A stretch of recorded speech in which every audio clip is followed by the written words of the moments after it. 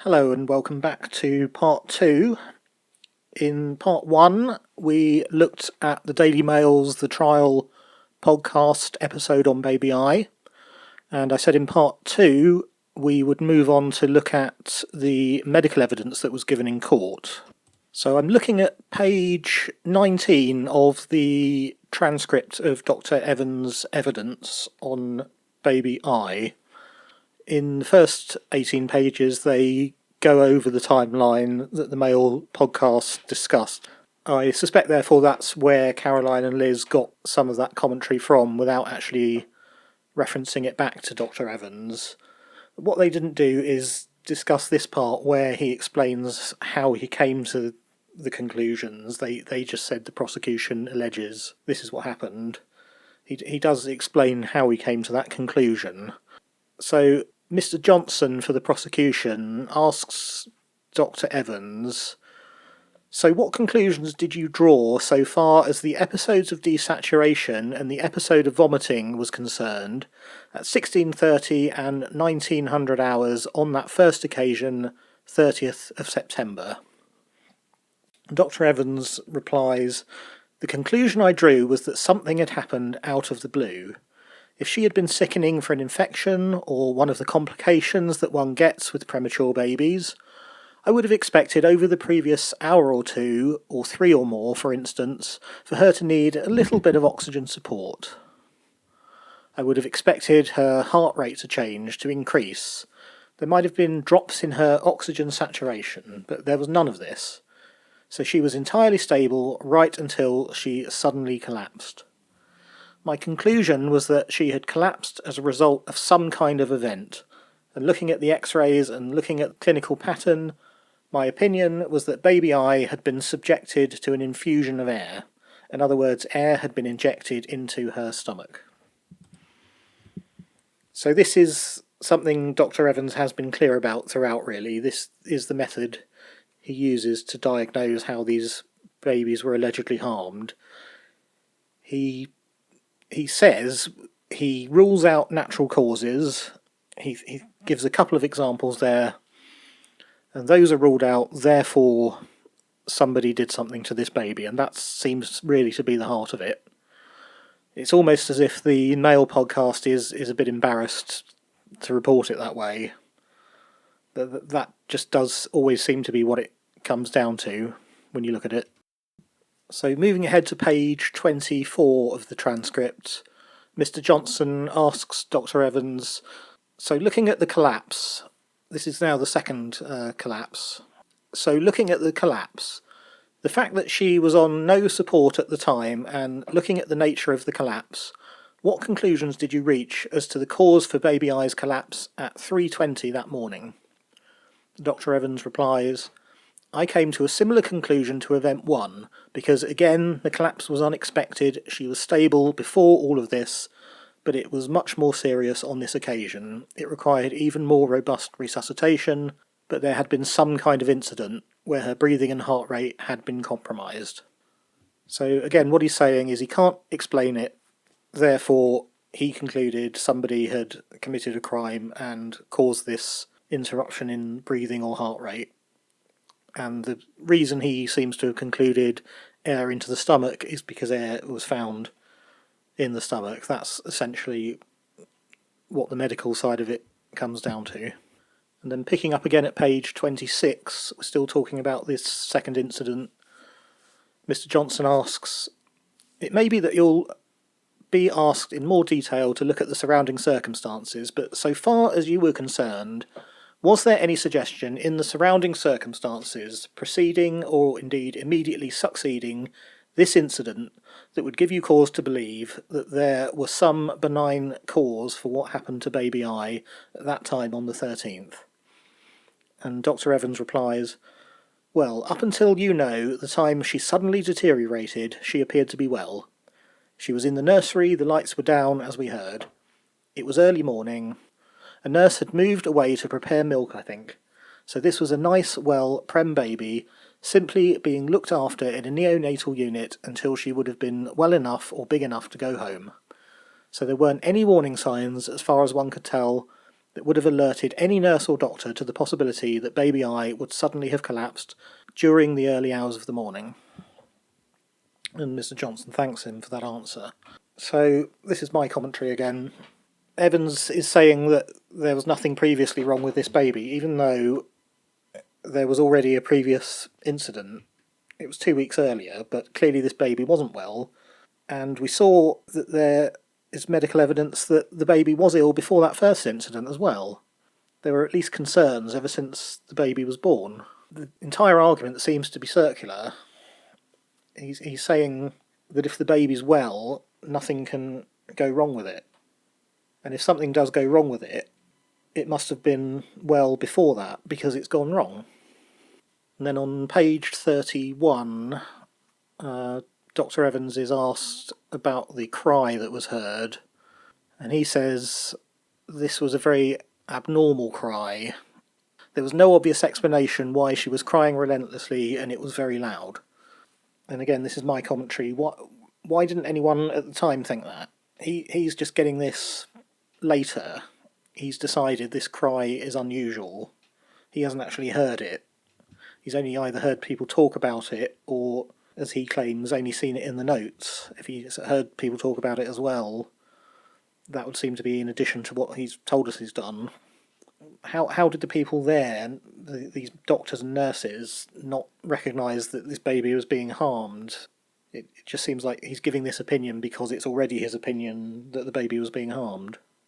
So the previous medical records for baby I: frequent desaturations, slight bradycardia, screened and started on an antibiotic, profound desaturation and bradycardia in evening of the 5th of September, intubated, ventilated, IV fluids and NBM, AXR abnormal gas pattern, septic ileus, NEC, metronidazole added, some desaturations on ventilation overnight. That was back on the 5th of September, before this first collapse of this stable baby, according to Dr. Evans. So we know that Evans involved himself, apparently after reading in the papers that police were investigating possible murders or investigating something at this hospital. So he was primed from the outset to look for something like this. He claims that he didn't know the name of any suspect, but he still knew that the police were looking for something like this. I have to wonder if he'd not known the police were investigating, and if he'd just been given these notes without knowing the background at all, if they might have just been hospital records from one of his best friends or colleagues where a baby had sadly died. Would he really have still come to this same conclusion, that somebody must have done something? So we're turning now to cross-examination by Mr. Myers. Myers asks, Dr. Evans, do you agree that baby I was in general a very poorly baby, regardless of the particular events that we're looking at? And the answer is no, I don't actually. Then Myers asks, do you agree that she had recurrent episodes of abdominal distension, regardless of the events that we're looking at? She did. Do you agree that she had recurrent desaturations, regardless of the events we're looking at? Yes, she did. Do you agree that she required oxygen in various ways? Not all the time, but through periods of her time on the neonatal unit? Yes. Do you agree that there were periods when she had infection or suspected infection and received treatment for that? Yes, she did. Do you agree that there were periods when she had suspected NEC and received treatment for that? Yes. Do you agree that she failed to put weight on as would have been expected? Her weight gain could have been a bit better, but there are explanations for that, as for the reasons that we've been discussing this morning, yes. Do you agree that the failure to put on weight could be a consequence of the cumulative problems with her ill health over time? Yes. We've been looking at 4 events. There's an additional matter I'd like to ask you about, Dr. Evans, about the 23rd of August 2015. Yes, I'm familiar with that event, yes. There's abdominal distension identified in the case of baby I on that day, isn't there? There is, yes. And there'd been radiographs of that, haven't there? Yes. I'm turning just to ask you this. In your first two reports, so the report on the 8th of November 2017 and the report on the 31st of May 2017, in both of those you set out that you formed the view she'd received a large bolus of air via the nasogastric tube, didn't you? That was my opinion at the time, yes. In other words, something was done to her that should not have been done to her. Something like that, yes. So I'm going to stop reading there. This is my commentary again. What Myers has done there is what I was alluding to, that before what the prosecution are calling Event 1, this problem with the air in the stomach was already present. But Myers doesn't seem to spell that out. He leaves it to the jury to infer that. And that's optimistic of him, I would say. If you're just following people talking about this, I would have thought the jury would need that explained to them. It's not something that would have been obvious to me without poring over these records myself in my own time. I think if people were just talking about that in front of me and I was listening to them, it would be hard to work out what he was getting at there. So I think maybe that point was just missed by everybody. So then Mr. Myers asks, how much air would it take to cause this to happen? And Evans gives a rather long answer, but it can be summarised as a lot, but nobody can say exactly how much. Mr. Myers asks him, do you know how long it would take for the air to be injected as you're suggesting? Answer, no, he doesn't know how long. How quickly would there be vomiting and desaturation if the abdomen had been splintered? I can't say. You can't say. Help us. You can't say. I suspect it'd be quite quick. But again, because this is something that's incredibly rare, this is incredibly unusual, the cases that we're hearing about in this trial are incredibly unusual in their presentations. Question, is there any data or research that you have as to how this mechanism would work?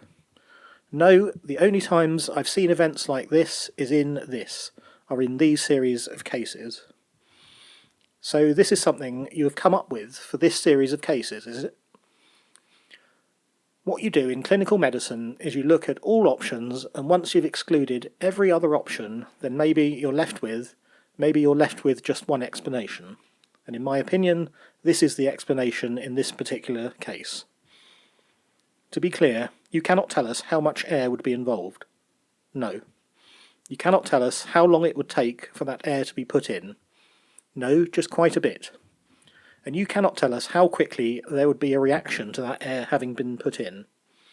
It would have occurred quickly, but given the rarity of this and the fact that first of all, one cannot do research to check this out because it would be unethical, partly because of the rarity of the phenomenon, and thirdly, people who inject air inappropriately into babies' stomachs tend not to record the volume of air they've injected into it. But there is in fact no clear basis to show air has been injected into this stomach at all, is there? Oh yes there is, because we've got these abdominal x-rays with loads of air in them, and that air got in there somehow. So again, that's Evans's proof that this happened. He's never seen it before, it's extremely rare, but he's decided it's the only explanation, and the reason he's decided it's the only explanation is because he's ruled out every other cause of the babies being unwell, and because he's decided this happened, therefore the air on the x-rays must have been put there as a result of this method of harm. I'm now on page 43.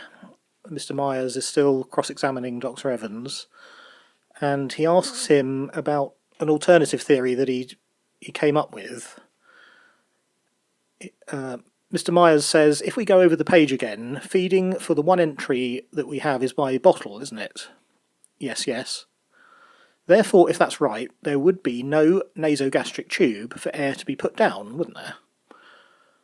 I would need to check that to get it right. It's quite common for nurses to leave nasogastric tubes in, even when babies are getting used to bottle feeds, so I'd need to check that, okay? It's not a surprise point for you, this, is it? Because it's something which you considered when you came to write your report on the 19th of October, isn't it? Evans says, wait a minute, what did I say then? I'm looking at page 7 of that report. My lord, it's the statements page 4498. Which paragraph is this? It's the top paragraph on page 7. So we've had the report in 2017 saying air down the NGT. We've had the report in 2018 saying large bolus of air down the NGT. Then what you say in your fourth report, which is the 19th of October 2021, is this. In relation to the specific question and assuming that she did not have an NG tube in place at the time of her collapse, the explanation for her being found cyanosed and not breathing is that this was the result of airway obstruction. Baby I was smothered. If she'd stopped breathing as a result of some natural event, one would have expected alarms to go off quickly following her respiratory arrest. She would have been discovered before her heart stopped and her response to resuscitation was satisfactory. From then onwards, baby I had an NG tube in place. Alright, so first of all, do you see what I'm referring to? Yes, I do. Secondly, it had to be drawn to your attention in the course of the writing of the reports that there may not have been an NGT in place. That's right, isn't it? That's why I said some event had taken place. So if an NG tube was in place, we're talking air. The other option I came up with was smothering.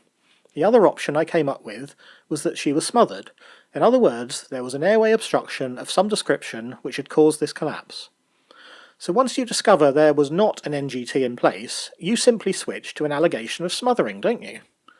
It's another explanation. It's another explanation for why a baby who is stable would suddenly collapse and require such extraordinary degree of resuscitation. So yes.